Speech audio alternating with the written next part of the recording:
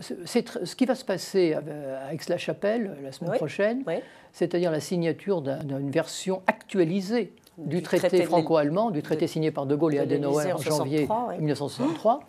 Ce qui va se passer est très positif, mais très insuffisant. C'est-à-dire, je trouve que personnellement que vous avez deux domaines clés pour l'avenir de l'Europe, qui sont le numérique, que ce soit la cybersécurité dont on parle, que ce soit les relations que ce soit évidemment les relations avec les réseaux sociaux, que ce soit l'intelligence artificielle, les futurs ordinateurs quantiques. C'est un domaine essentiel qui est aussi bien civil que militaire et sécuritaire. Il n'est pas identifié. Est-ce que là-dessus, il y a des réflexions vraiment entre l'Allemagne et la France? Est-ce que ça avance? Est-ce que c'est suffisant? J'ai participé à un tel débat. En tout cas, j'étais quand même impressionné. On était une 25 à peu près.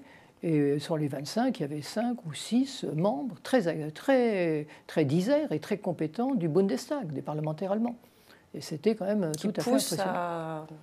À une coopération donc, avec la France. Ils veulent dialoguer avec la France, ils y croient, mais le climat est tellement complexe dans les deux pays. Il l'est devenu en France depuis l'été.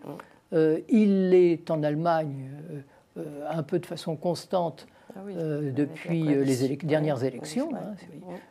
Donc ça fait plus d'un an. Et avec une coalition fragile, avec une montée constante de l'extrême droite. Donc le document qui sort, le nouveau traité d'Aix-la-Chapelle, il est satisfaisant, mais si on peut dire, peut mieux faire la prochaine fois.